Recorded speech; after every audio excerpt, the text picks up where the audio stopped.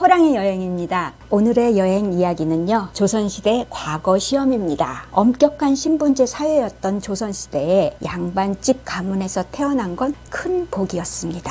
하지만 한 번 해병은 영원한 해병 하는 것하고 달리 조선시대에 한 번 양반집이라고 해서 영원한 양반인 건 아니었습니다. 시기마다 좀 다르기는 했지만요, 제 아무리 정승 집안이라고 해도 4대에 걸쳐서 한 명은 과거에 급제해야 중손자까지 양반 신분이 유지됐고요. 그렇지 못하면 최소한 생원이나 진사시험에 붙어야 본인의 양반 신분이 유지됐던 것입니다. 고위층 자식들이 아빠 찬소로 관료가 되는 음서제가 있기는 했지만 핵심 요직에는 오를 수 없었기 때문에 출세를 하려면 과거에 급제하는 것이 필수였습니다. 그래서 조선시대엔 웬만한 남자들 대부분이 수험생이었다고 합니다. 그와 관련된 여행지를 한번 가볼까요? 성균관대학교인데요, 국내에서 가장 오래된 대학교입니다. 그 뿌리가 조선시대의 유일한 국립대학이었던 성균관이기 때문입니다. 1398년에 개교한 성균관은 학교이기도 하지만 조선의 정신적인 근간이었던 유교의 핵심 성지입니다. 그런 성균관 유생들은 학비, 숙식비, 학용품까지 전부 공짜인 전액 장학생들이었습니다. 그저 과거 합격을 위해서 공부만 열심히 하면 되는 세상 좋은 학생들이었죠. 자, 그러면 지금부터 과거 시험에 대해서 슬슬 알아볼까요?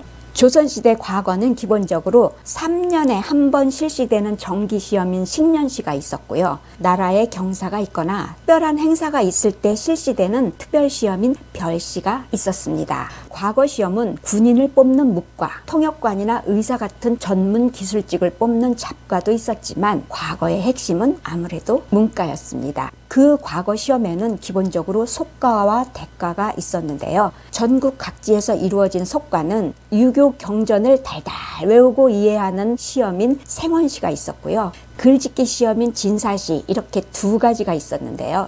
1, 2차에 걸친 속과 시험 최종 합격자는 각각 100명이었습니다. 그래서 여기에 합격한 사람들이 생원이 되고 진사가 된 겁니다. 건너 마을에 최진사 댁에 딸이 셋 있는데 그 최진사가 바로 속과에 합격한 진사였던 겁니다. 그렇게 생원과 진사가 된 사람들은 성균관에 들어갈 자격이 있었기 때문에 속과는 사실상 성균관 입학시험이기도 했습니다. 물론 이 사람들이 다 성균관에 들어간 건 아니고요. 나 이제 나이 들어서 공부하는 것도 힘들고 시험도 지긋지긋해, 그냥 진사로 생원으로 적당히 행사하면서 살래 하는 사람도 있었고요. 집에서 대과 시험을 준비하는 사람도 있었지만 굳이 성균관에 들어오는 건 관직을 얻을 수 있는 대과 시험에서 성균관 유생들에게만 주는 특혜가 많았기 때문입니다. 그야말로 과거의 핵심인 대과 시험에는 1차, 2차, 3차 관문이 있었습니다. 첫 번째 관문인 1차 합격자는 240명이었는데요. 그 중에서 50명은 성균관 학생들 중에서 뽑았고요. 남은 190명은 지역별로 인구 비례에 따라 10명에서 30명 정도가 선발됐습니다. 그런데 3년마다 누적된 속과 합격자들이 많다 보니까 수천 명 중 한 명꼴로 뽑히는 지역 유생들에 비해서 정원이 200명인 성균관 학생들은 경쟁률이 고작 4대 1이니 상당한 특혜를 받는 겁니다. 게다가 임금님이 성균관에 제사를 지내러 올 때 성균관 학생들만 대상으로 시험을 딱 한 번만 치르고 대과 합격하는 별시도 있었습니다. 이렇게 특혜가 많아도 해마다 300점을 넘지 못한 학생들은 대과에 응시할 수 없었습니다. 그 점수를 매긴 건 교실이 아니라 식당이었는데요. 식당에 비치된 명부에 아침 먹고 한 번, 저녁 먹고 한 번, 이렇게 2번을 서명을 해야 1점을 받았습니다. 행여 땡땡이 칠 생각하지 말고 열심히 공부나 하라 하는 출석 점수였던 겁니다.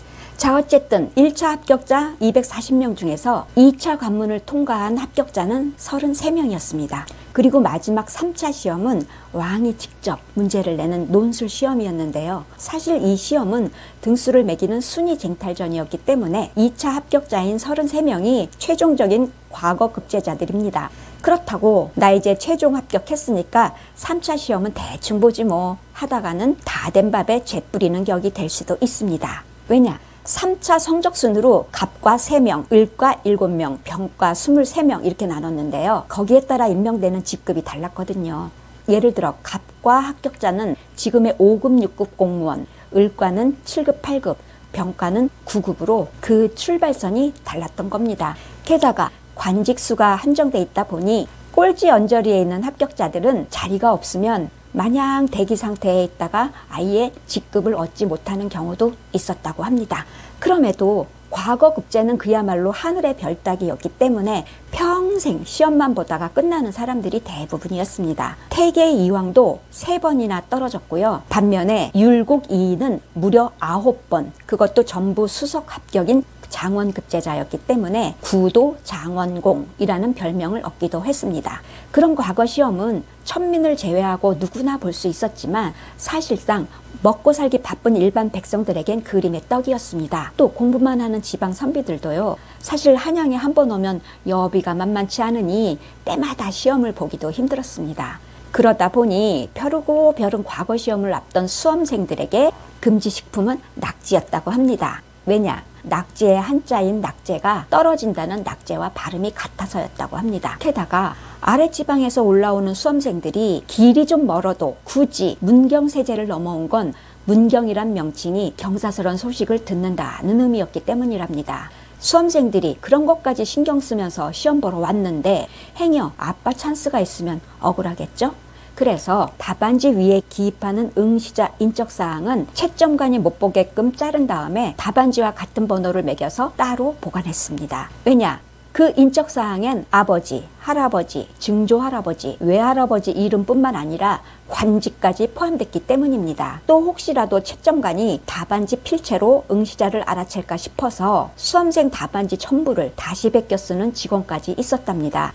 그렇게 공정함을 중시하는 과거 시험이었는데 조선 중기 이후에는 시도 때도 없이 별시가 치러지면서 흔들리기 시작했습니다. 사실 이런저런 명목으로 실시되는 별시는 여러 단계를 거치는 식년시와 달리 딱 한 번의 시험으로 합격되니까 유독 많은 응시자들이 몰렸습니다. 그러다 보니 숙종 때는 별별 일이 다 있었습니다. 당시 성균관 출신 유생들을 위한 별시에서는요. 재수, 삼수, 사수생들까지 몰려들어 시험장에 먼저 들어가려다 아이구야 8명이 압사하고 중상자가 속출해서 아예 시험 자체가 무산됐습니다. 또 어느 때는 성균관 인근 동네 아줌마에 의해서 최첨단 부정행위가 발각되기도 했습니다. 그 아줌마가 나무를 캐다가 이상한 노끈 하나를 발견했는데 그거를 살살 당겨보니까 대나무가 대롱대롱 딸려 나온 겁니다. 그게 바로 뭐냐? 시험장까지 연결된 그 대나무 통이 시험 문제와 대리 작성한 답안지를 주고받던 통로였던 겁니다. 그래서 수사를 펼쳤지만 범인은 오리무중 못 잡았다고 합니다. 또 시험관이 지인들에게 문제를 사전 유출하거나 답안지의 특정 글자를 암호로 사용하게 해서 합격시켰다가 결국 전원 합격 취소에 관련 공무원들이 처형당하기도 했답니다. 이렇게 몰래 하던 부정행위가 정조 때부터는 보란듯이 행해졌습니다. 이때는 명당짜리 잡으려다가 과거장에서 죽어나간 사람도 심심찮게 있었다고 합니다. 그 명당짜리가 어딘고 하니 시험 주제를 내거는 판때기와 최대한 가까운 자리이자 답안지를 최대한 빨리 제출할 수 있는 곳이었습니다. 대체 그게 왜 명당짜리였을까요?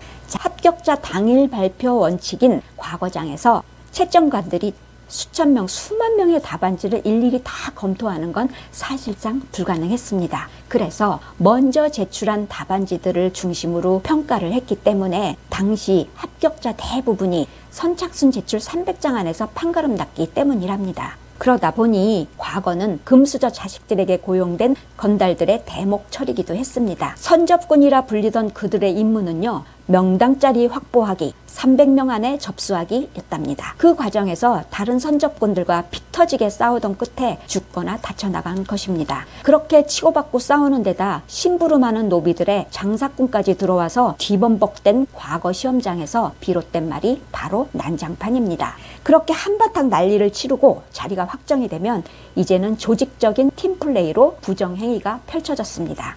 이를 적나라하게 풍자한 그림이 바로 단원 김홍도의 공원 추녀도인데요. 봄날 새벽 과거장이란 이 그림엔 감독관 눈을 피하기 위해 펼쳐놓은 파라솔마다 대여섯 명이 옹기종기 모여 있습니다.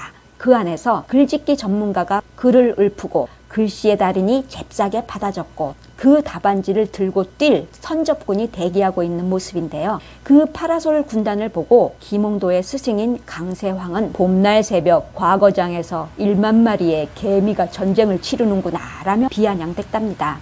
정조 말기인 1800년 봄날 아들 순조의 왕세자 책봉 기념으로 이틀 동안 치른 시험에서는요, 응시자가 무려 21만여 명에 달했답니다. 이는 당시 한양 인구에 버금가는 수였답니다. 그 중에 합격자는 12명이었는데요. 대부분은 정작 아무것도 모르고 아무것도 하지 않은 수험생이었을 테니 그야말로 유전 합격, 무전 불합격이었던 셈입니다. 그렇게 난장판으로 전락한 과거는 결국 고종 때인 1894년 갑오개혁 때 폐지됐습니다. 난장판이었던 과거는 사라졌지만 요즘도 흙수저들이 명품 과외받는 금수저들을 따라가기 버거운 세상입니다. 또 금수저들이 부모 찬스로 이득을 보고 취직도 하는 현대판 음서제도 암암리에 펼쳐집니다. 그러니 개천에서 용났다는 말이 이제는 그저 옛말이 된다는 게 아쉽기도 합니다. 오늘 이야기는 끝. 구독, 좋아요, 호랑이가 부탁해요.